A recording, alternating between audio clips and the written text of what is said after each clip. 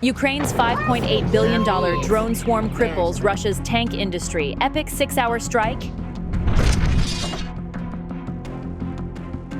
At 3:47 a.m., an 11-pound drone hurtled like a bolt of lightning at 68 miles per hour toward Uralvagon-Zavod's metallurgical tower, the heart of Russia's tank industry. It missed its target by 30 feet, but 58 other Ukrainian drones hit it. And a corner of Russia's largest tank industrial complex erupted like a volcano. There were only 3 seconds left before impact. There was no margin for error. And that was the end of a 6-hour hunt, a hunt that had begun at 9 p.m. the night before, when the Urals were still in darkness. 10 Bober motherships launched from hidden locations in the Ural forest. 9,000 feet above them, a Ukrospec Systems Shark hovered silently on the edge of Nizhny Tagil airspace, scanning the entire Russian air defense line and transmitting real-time data to Ukrainian control centers. Each mothership was a miniature aircraft carrier, carrying 4 FPV-1 Killer's electronic wolfpacks programmed to attack as a unified entity. In the first fatal blow, the 4 motherships were tasked with ramming Uralvagon-Zavod's heavy metal alloy and distillation facility, which played a vital role in the manufacture of T-90M tank armor and chassis. Their mission: to travel more than 640 miles along the Tagil River, flying just 17 meters above the surface, a suicidal journey, where a half-second wrong tilt of the wings could send the drone plunging into the coal-black water and ending the entire operation. For 6 hours, they drifted like nameless shadows. Then, at 3:30 a.m., the silence was shattered. A Russian Panzer S-1 operator nearly jumped out of his chair. His once black radar screen flashed, displaying 4 faint, ghostly signals. "4 targets, extremely low altitude," he shouted into his headset. The anti-aircraft monster had awoken. 3 Panzer systems, the last line of defense protecting the $1.1 billion industrial facility, began rotating their heavy turrets, the hydraulics hissing through the cold pre-dawn night. And at that moment, Ukraine's carefully calculated plan turned to cold-blooded genius. At 3:40 a.m., the Russian controllers locked on precisely. 4 signals, 4 easy targets to shoot down. But the Ukrainian AI, through its thermally sensitive eyes, saw what the Russians completely missed: a real flock of wild geese flying across the sky above the industrial zone. And the AI made a decision that was almost playing God. It ordered the formation to split. On the ground, a desperate Russian crew launched a Zala Lancet to pursue the FPV-1 formation. But it took the Ukrainian AI only 0.3 seconds to recognize the Lancet's guidance signal, diverting the 3 drones to a jammed trajectory that sent the Lancet into the radar blind zone and lost its lock. The 3 Bobers immediately changed direction, flying in a chaotic manner, narrowing the reflected signal to simulate the movement of real birds.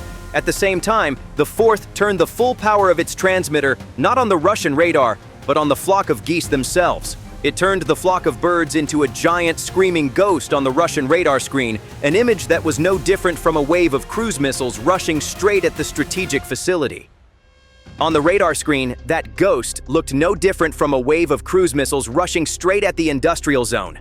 Imagine the Russian Panzer operator at that moment. Ahead of him were 3 small bright spots, or a huge ferocious mass of signals, like an iron fist about to strike.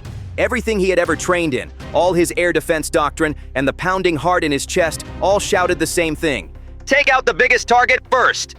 And that was the wrong choice. Panzer missiles whistled through the air. They found their target and exploded only to tear apart a cloud of feathers. In those 12 golden seconds, the entire Russian crew was completely fooled. Their systems locked onto the illusion. Turrets pointed at an empty sky. And in that brief moment born of a genius lie, 4 Bober motherships rushed forward, closing the final distance to the heart of the Uralvagon-Zavod complex.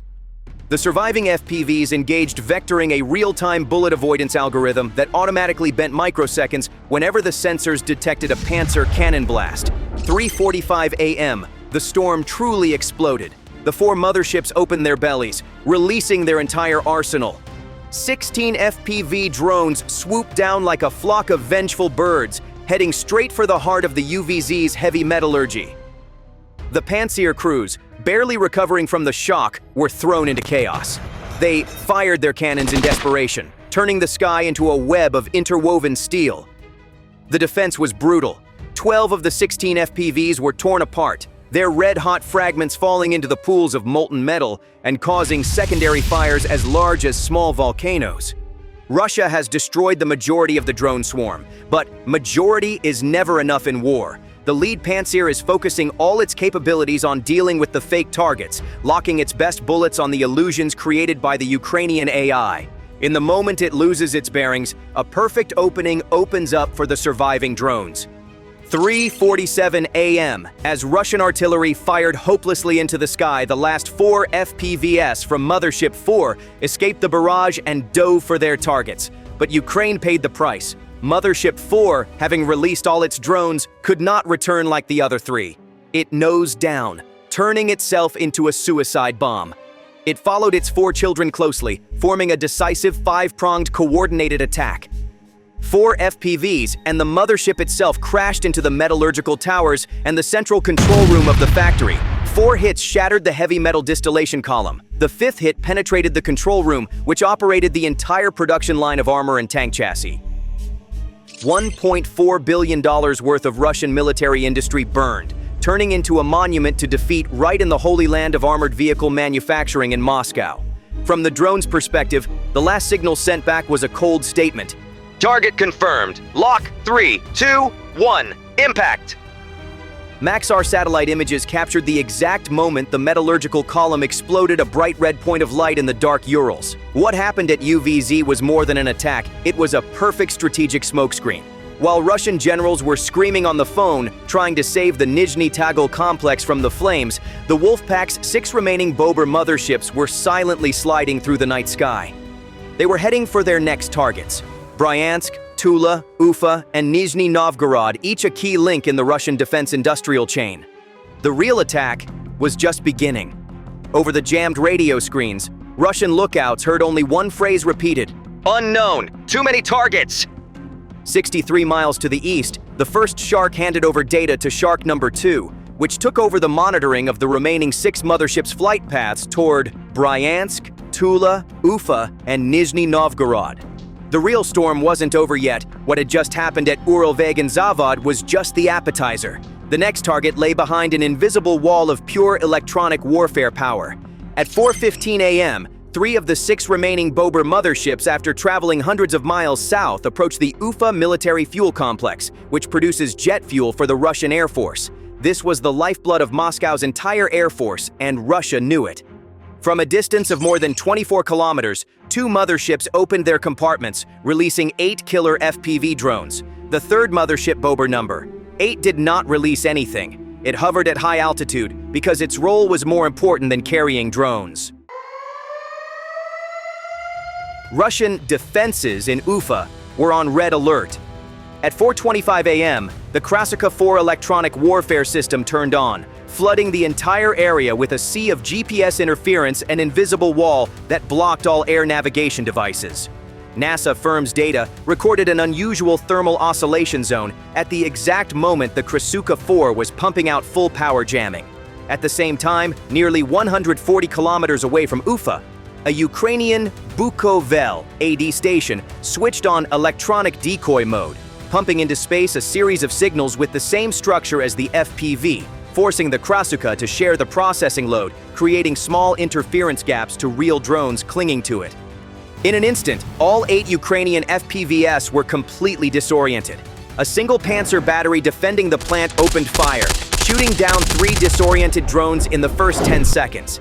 In the rear, another Russian crew quickly launched a Zala Lancet to block a potential escape route, but the Lancet immediately sank into the Bukovel AD's jamming zone and lost control. In theory, the attack was a failure. For the Russians, it was a perfect defensive situation. They had blinded the FPVs, destroyed multiple targets, kept the fuel plant safe, but the Ukrainian AI had predicted this all along. At 4:30 a.m., while the swarm of FPVs was locked on by electronic jamming, Bober number 8 began to act. It dived sharply, not towards the plant, but straight into the battery Panzer on the ground. On the Panzer radar, the image that appeared was no longer a small plastic drone. It looked like a large, high-speed, maximum threat target hurtling straight at them.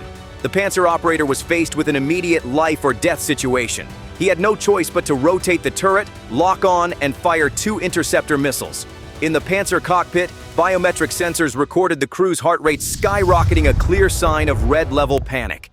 But this wasn't just a desperate dive. It was a synchronized sacrifice, programmed to the exact second. As soon as the Panzer launched 2 missiles at Bober 8, Bober 9, the second mothership, also dove hard, turning itself into an impossible target. Now the Panzer was faced with 2 direct threats at once, and it was forced to do the only thing it could: fire its last 2 missiles, one at each mothership. There was no last-minute magic, no miracle escape. At 4:36 a.m., Bober 8 and Bober 9 were ripped from the sky in 2 separate fireballs. The Ukrainian SIGINT station in Kharkiv confirmed that the 2 Panzer emitters disappeared simultaneously, clear evidence that the trap had been set at the right time. A costly sacrifice, but absolutely necessary. Their last move was to buy time, and they bought exactly 12 seconds. In those 12 seconds, the Panzer battery was completely locked, tracking the target, firing continuously, and confirming the kill, leaving it incapable of observing or reacting to anything else. The Panzer turret was still pointed skyward. Its operator was still dazzled by 2 consecutive victories. But it was in that vulnerable moment that the surviving FPVs began their final approach. They used Kraska's jamming signal as a reverse beacon to navigate, then flew the last half-mile using only inertia, raw sensors, and memory.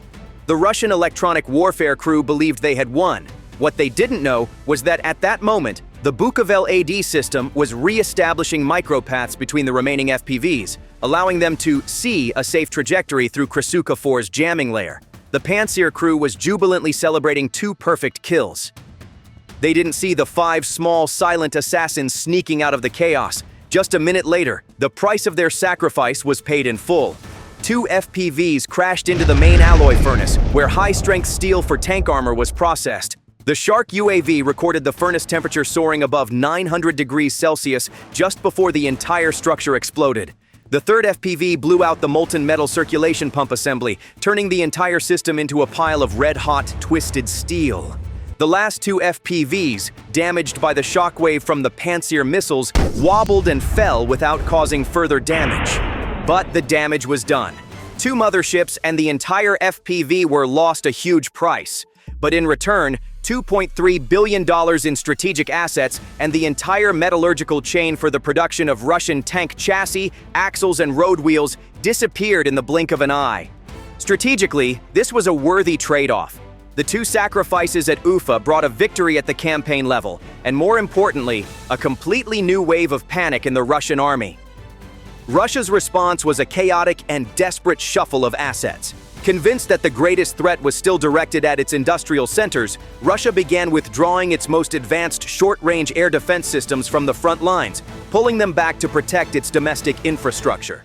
One of the systems deployed was the Tor M2, the SA-15 Gauntlet Beast, specialized in hunting down drones and missiles at close range, and it was waiting for the next strike. This is Russia's top drone killer, the Tor M2 system, and a battery of it, waiting for the final blow from Ukraine. The sky over the southern Urals has now turned into an air defense fortress, with radar networks overlapping like electronic armor. More than 22 kilometers away, an auxiliary radar of the S-350 system tries to pick up the target signal, but is hit by a false echo zone from the Shark overhead, forcing the entire air defense cluster to turn its radar tower in the wrong direction. Flying into it is almost suicidal. At 5 a.m., 2 of the 3 remaining Bober motherships fly in a tight formation, preparing for the final blow. Their target, the Nizhny Tagil Industrial Substation, the power supply center for the entire Uralvagon Zavod and the surrounding industrial zone. From a distance of 10 miles, they opened the hatch and dropped the entire payload 8 killer FPV drones. The Russians were ready. At 5:10 a.m., the Tor M2 crew stationed half a mile from the substation received exactly the kind of lock they had been waiting for. 8 signals slow-low coming in. This was exactly the kind of situation the Tor M2 was created to destroy. The controller calmly reported, Lock on 8 targets! Attack! 2 9M331 missiles were launched in quick succession. The first exploded, engulfing 2 FPVs in a fiery ball of fire. The second destroyed the third. The swarm of Ukrainian UAVs was being crushed with the cold efficiency of a killing machine. But the Ukrainian AI had studied the TOR M2 in every detail. It understood the fatal weakness all too well. The TORM-2 was completely dependent on a single engagement radar.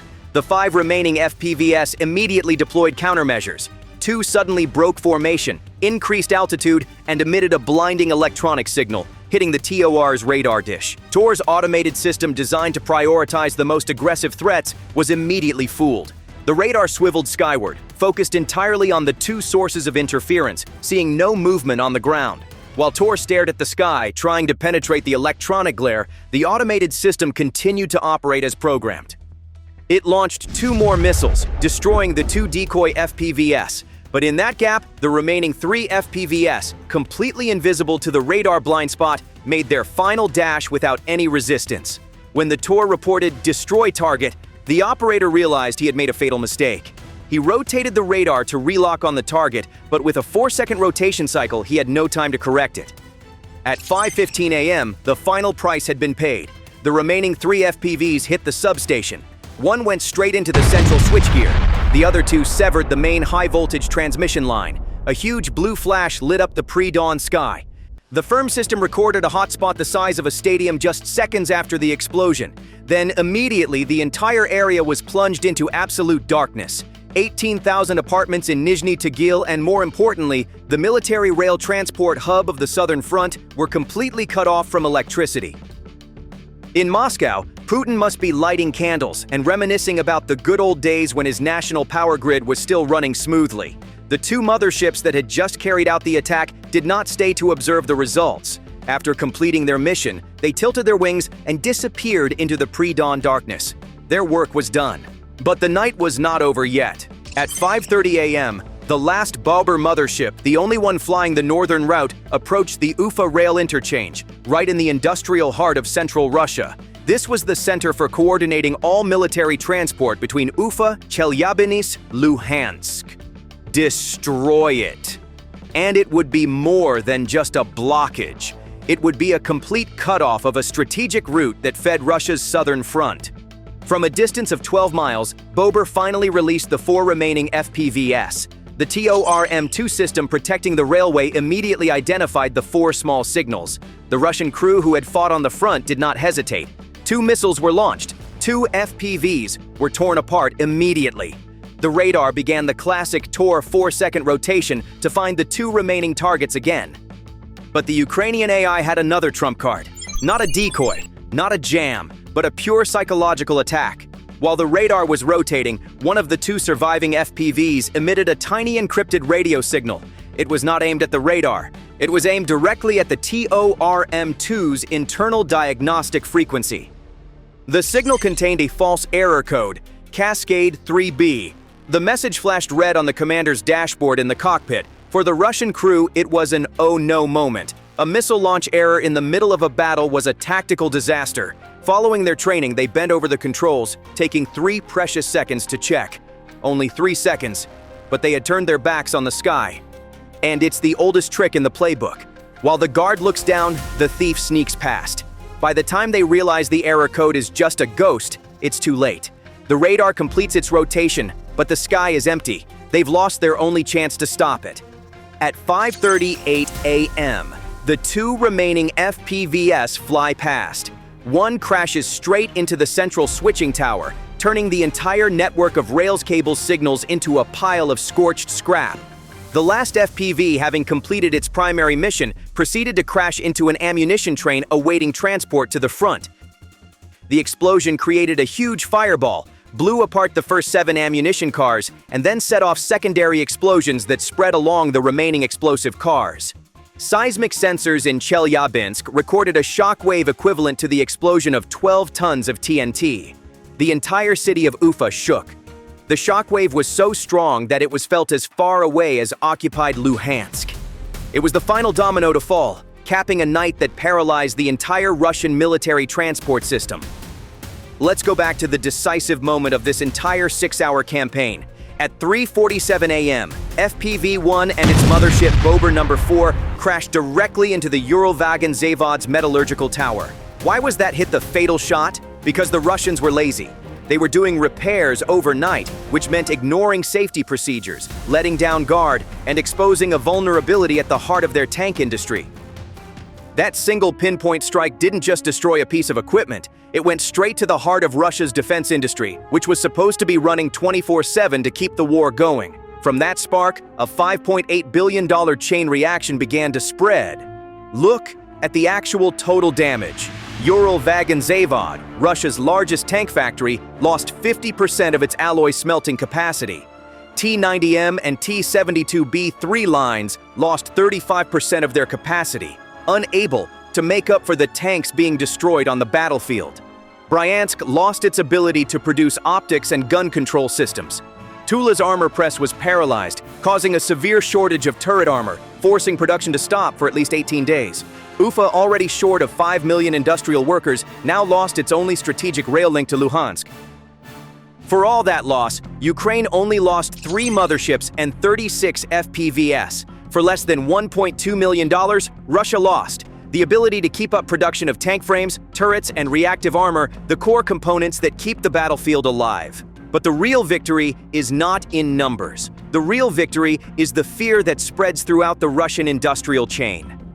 The panic forced Russia to withdraw 10 Pantsir and Tor M2 systems from the front lines to protect smoldering factories, and each system they withdraw from the battlefield is a new hole for HIMARS, ATACMS, and Storm Shadow to penetrate. The lesson here is dire. It's not Ukrainian artillery that's attacking Russia, it's the Russian industrial system itself that's collapsing under the pressure of cheap drones.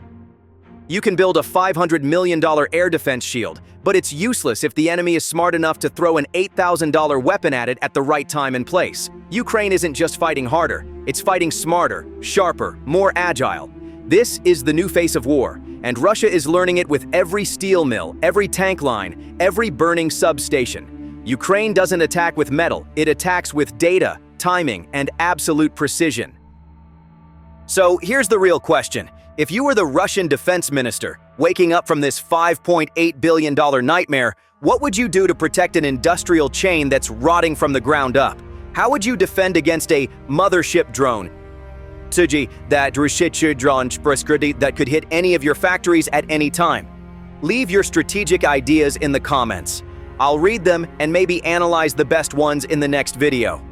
If you believe that Ukraine's innovation is reshaping the entire modern warfare, please hit like and subscribe to see more analysis of the smart tactics that are changing the battlefield. See you in the next video.